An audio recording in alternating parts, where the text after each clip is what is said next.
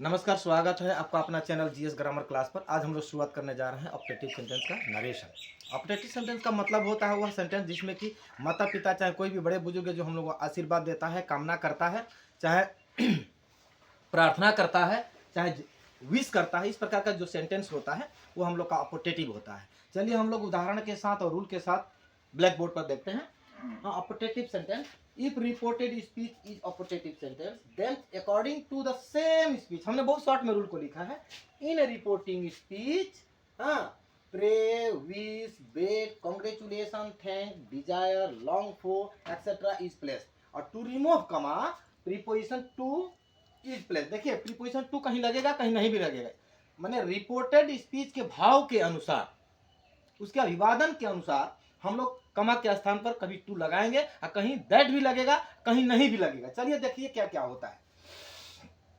इस place other change is before, हालांकि other change is before का मतलब हुआ जो हम लोग का जो रिपोर्टेड स्पीच का कोई भी जो सेंटेंस होता है डायरेक्ट से जब इनडायरेक्ट में बदलता है तो हम लोगों का असर्टिव हो जाता है। चलिए देखते हैं यहाँ पर एग्जाम्पल पर। He said to me may you be happy, वह मुझसे कहा कि तुम हमेशा खुश रहो, यानी कि उसने कामना किया है मेरे लिए, यानी कि विश किया है।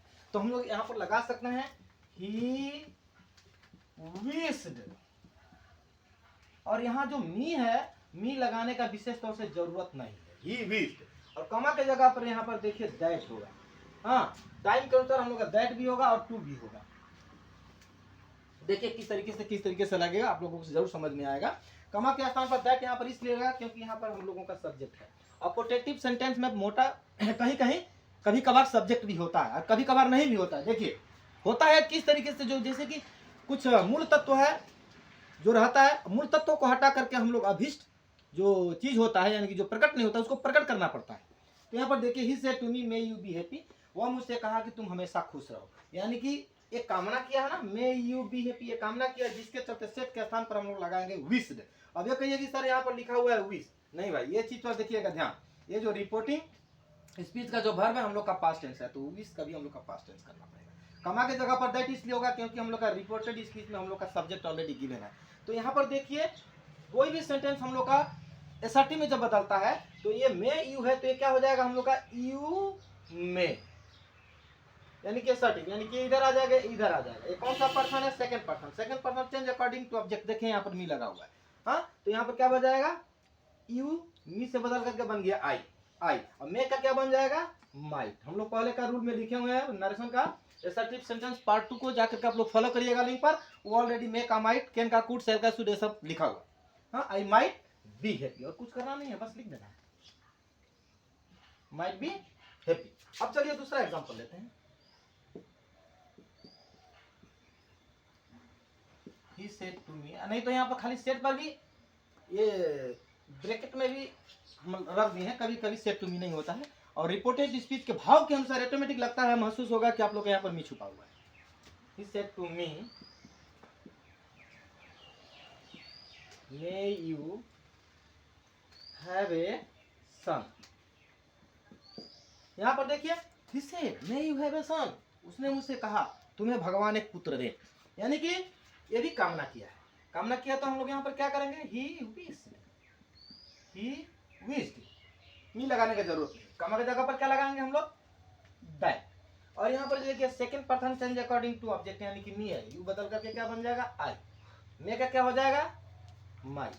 अब आप लोगों के बाद एक और समस्या आ रहा है यहाँ पर कि हैव का क्या होता है, हम लोग का हेड होता है, लेकिन याद रखिएगा यहाँ पर मेन हम लोग का मॉडल एक्सिलरी काम कर रहा है, इसको हम लोग चेंज करेंगे। माइट जब कर देंगे तो हैव का हैवे रह जाएगा, आई माइट हैव ए सन। ये रहा दोनों एग्जांपल। और चलिए इसको एग्जांपल के साथ ज्यादा एग्जांपल देकर किसको क्लियर करते हैं, कहां से किसको देना पड़ेगा, बहुत इंपॉर्टेंट है। हायर सेकेंडरी में आप लोगों को इंट्रोगेटिव भी लगा देता है, ऑपोटेटिव भी उसी में लगा देगा, और इंपरेटिव भी लगा देता है। और जब तक हम ब्लैक बोर्ड को मिटा रहे हैं तब तक आप लोग ये काम करिए, इसको सब्सक्राइब कीजिए, पसंद लगा तो लाइक कीजिए और अपने दोस्तों में शेयर कीजिए जो बच्चे पढ़ते हैं। आगे बढ़ते हैं अनदर एग्जांपल लेकर। Mother said to me may you live long, may you live, और लिव लॉन्ग नहीं होता है, may you long live, may you long live. ये रहा operative, may you long live, inverted comma close. यानी कि माँ ने मुझसे कहा कि तुम दीर्घजीवी हो, तुम ज्यादा दिन तक जियो। आशीर्वाद देता है ना लोग, यानी कि माँ ने मुझको आशीर्वाद दिया कि मैं ज्यादा दिन तक जीऊँ। यहाँ पर देखिए 2-3 तरीके से हम लोग बना रहे हैं, सीखिए आप। विश लगा कर पहले बनाते हैं हम लोग। मदर विश, ये क्या लिख दिया, मदर विश मी, कमा के जगह पर दैट, यू बदल करके मी से क्या होगा आई, मैं का क्या हो जाएगा माई, और ये जो चीज है लॉन्ग लिव, ये फ्रेज का काम कर रहा है। हाँ, ये हो जाएगा हम लोग का live long, I might live long. एक इसको दूसरा तरीका से भी आप लोग देख लीजिए, mother blessed me, mother blessed. देखिए ये पास्ट टेंस लग रहा है क्योंकि पास्ट टेंस है, प्रेजेंट होता तो ये विशेष ही होता चाहे विश होता, ठीक है, चाहे ब्लेस्ड होता। हाँ, मदर ब्लेस्ड मी, एकदम बिना प्रीपोजिशन का, bless me for a long life, ये भी करेक्ट होगा 100%। Mother bless me for a long life, माँ ने मुझे एक लंबा आयु के लिए आशीर्वाद दिया, ये भी करेक्ट होगा। देखिए इसमें कमा के जगह पर कुछ भी नहीं लगा, फिर भी ये सेंटेंस करेक्ट है क्योंकि भाव क्लियर हो रहा है। अनदर एग्जांपल हम लोग लेते हैं, चलिए। और उसमें हमने श्राप, देखिए ऑपरेटिव सेंटेंस में श्राप भी आता है, जिसको आदमी श्राप देता है, आशीर्वाद देता है, श्राप देता है, वो भी होता है, जिसमें हम लोग क्रस लगाते हैं। चलिए उसको हम लोग भी देखेंगे। दूसरा एग्जांपल हम लोग लेते हैं, एक मिनट बोला काट दिया जो तो उसमें कट। देखिए यहाँ पर हम लोग का mother bless me for a long life भी हो सकता है। यहाँ पर किसी भी प्रकार का कमा के जगह पर हम लोग किसी न कंजक्शन न प्रीपोजिशन की जरूरत पड़ा है, हालांकि इसको भाव स्पष्ट ऑटोमेटिक क्लियर हो रहा है। अब अगर हम लोग अगला एग्जांपल लेते हैं,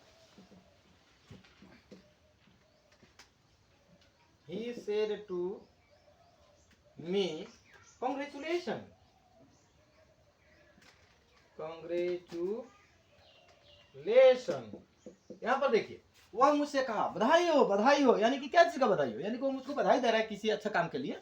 तो यहाँ पर हम लोग क्या करेंगे, यहाँ पर कुछ लगाने का जरूरत नहीं, यहाँ पर भाव को खाली क्लियर कर देना है। He said to me congratulation, वह मुझसे कहा कि बधाई हो, यानी कि उसने मुझे बधाई दिया, कुछ लगाने का जरूरत नहीं। देखिए क्या होता है, ही congratulated me, he congratulated me।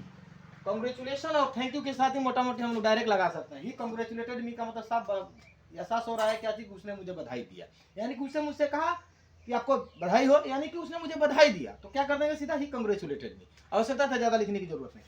इसको अगर चाहेंगे तो अगर आप बढ़ा सकते हैं, देखिए कैसे बढ़ा देंगे।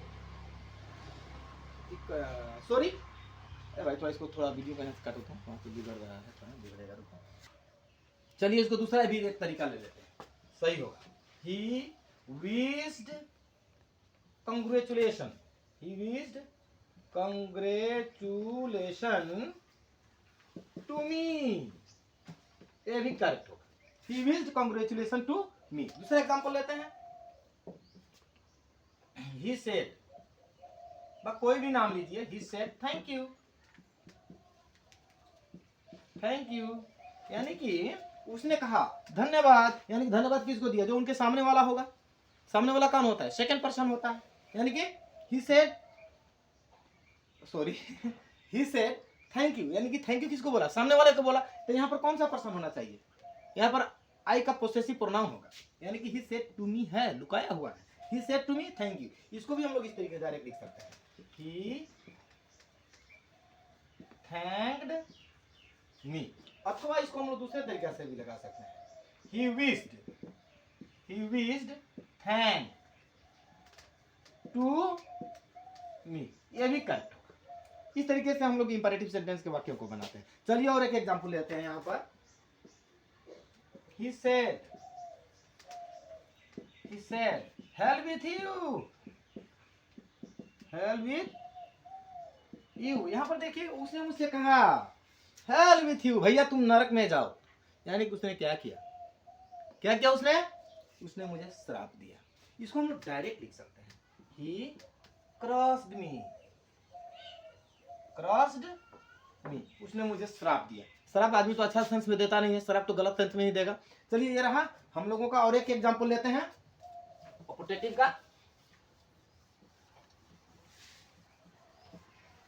जो कि हम लोग का जो गुड मॉर्निंग होता है, गुड इवनिंग होता है, जो बच्चे टीचर को बोलते हैं, चाहे हम आप बोल चाल के भाषा में व्यवहार करते हैं। चलिए देखिए एक एग्जाम्पल अनदर।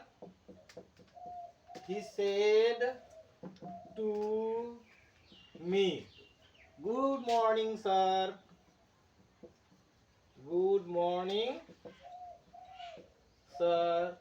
उसने मुझे गुड मॉर्निंग यानी कि भी क्या किया है, विश किया है। यानी कि दो तरीका से लिख सकते हैं, ही बेड मी गुड मॉर्निंग। कुछ लिखने का जरूरत नहीं है, प्रीपोजिशन का जरूरत ही नहीं पड़ा यहाँ पर। देखिए ही बेड मी गुड मॉर्निंग हो गया। अगर चाहे तो इसको हम लोग टू लगा सकते हैं, ही बेड गुड मॉर्निंग किसको, टू मी। 100% करेक्ट। इस तरीके से भी बना सकते हैं हम लोग। अच्छा है, ही बेड मी गुड मॉर्निंग भी लिख सकते हैं। और एक एग्जांपल लेते हैं जो आप लोगों को थोड़ा क्लियर हो जाए, जो कि सेकेंड ईयर के कोर्स में आता है, जो लिंक सेंटेंस जो होता है। He said, comma inverted comma start, क्या सोचा था देने के लिए मैं भूल रहा हूं। फ्रेंड्स, नहीं थोड़ा सा बढ़ा देते हैं। He said to us friends follow me. ये जो चीज है उसने मुझसे कहा, दोस्त मेरा फॉलो करो, मेरा अनुसरण करो। यानी कि हम लोगों को बोला है, क्या बोला है, फ्रेंड बोला है। तो यहाँ पर देखिए भाव को प्रकट करने के लिए मूल तत्वों को छोड़ करके हमको अभीष्ट वर्ड को लाना पड़ता है। यानी कि addressing, addressing us as friend. Second year के लिए ये addressing us as friend, he asked us to follow। किसको किसको फॉलो करना है, मी कौन है यहाँ पर, ही का him.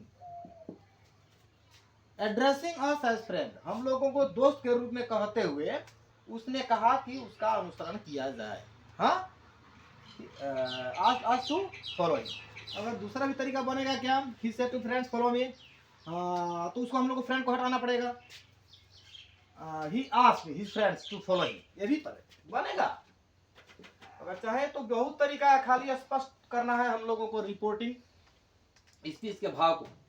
he asked us to follow him, ये फ्रेंड गायब हो गया, ये क्लियर कर रहा है। और यहाँ पर कहीं addressing us as a friend, ये चीज को याद रखिएगा। एड्रेसिंग वाला जो वर्ड है हम लोगों का, जो लिंकिंग सेंटेंस आता है उसमें हम लोग आएगा सेकंड ईयर में। और इस वीडियो में हम लोग का ऑपरेटिव सेंटेंस में इतना ही।